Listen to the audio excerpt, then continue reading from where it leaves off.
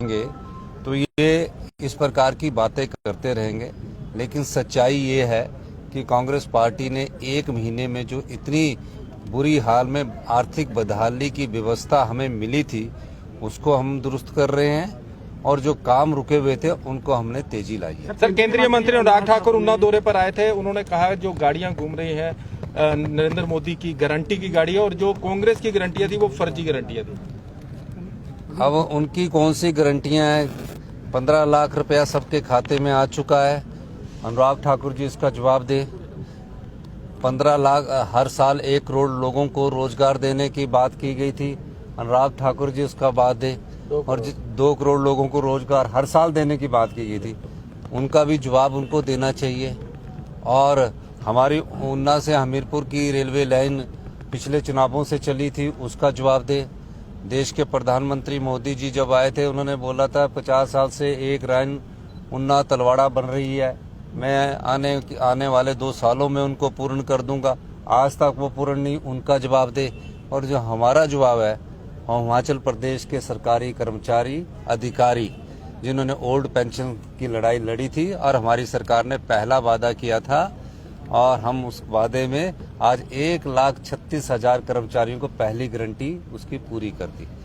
दूसरी गारंटी, हमारा गारंटी पत्र 4 हमने बोला था प्रत्येक विधानसभा क्षेत्र में इंग्लिश मीडियम स्कूल होंगे। हमने बोला कि अगले साल से इंग्लिश सभी स्कूलों में शुरू कर दी जाएगी। तीसरी गारंटी, जो 680 करोड़ रुपए की स्टार्टअप योजना है जो युवाओं के लिए हम लेकर आए हैं, यानी कि कोई व्यक्ति अगर प्रथम चरण है उसका, अभी 2 चरण और आने हैं 680 करोड़ के, इसी साल के भीतर आएंगे। उसमें प्रथम चरण में कोई ई टैक्सी लेता है, अगर 20 लाख की ई टैक्सी है तो उसको 10 लाख रुपया सब्सिडी दी जाएगी। और उसकी टैक्सी जो है, उसकी जो टैक्सी है उस टैक्सी को हम सरकार के ऑफिसों में भी लगाएंगे और 40 से 50 रुपए की अश्योर्ड इनकम का हमने वादा किया है। तो 4 इयर्स तक तो ये सब योजनाएं हम लेकर आ रहे हैं। अब समस्या ये है, उनको तकलीफ ये है कि हमारे फाइनेंस में उन्होंने कट लगा दिया, फिर भी योजनाएं आ रही है। हमारी जो हमने ओपीएस दिया सरकारी कर्मचारी अधिकारियों को, उसका जो लोन की लिमिट 1780 करोड़ रुपए हमें मिलती थी वो भी उन्होंने बंद कर दी। हमारी लोन की लिमिट को भी उन्होंने कम कर दिया, फिर भी हम राजस्व का उगाह कर रहे हैं, पर आम जनता पर कोई बोझ नहीं आने दे रहे हैं। और हम हिमाचल प्रदेश के आम नागरिक के लिए है, उनकी तरह सिर्फ विरोध करने के लिए नहीं है। केंद्रीय मंत्री है तो कहाँ कौन सा स्पोर्ट्स बनाया, उन्होंने कौन सी ऐसी योजना लाई तो बताना चाहिए उन्हें। सर, जो चुनाव नतीजे आएंगे कल, क्या मानते हैं कि 5 राज्यों में किस प्रकार के रिजल्ट आप उम्मीद कर रहे हैं? एग्जिट पोल तो कांग्रेस की सरकार बनाते नजर आ रहे हैं और हमें यही आशा है कि यही नतीजे आएंगे।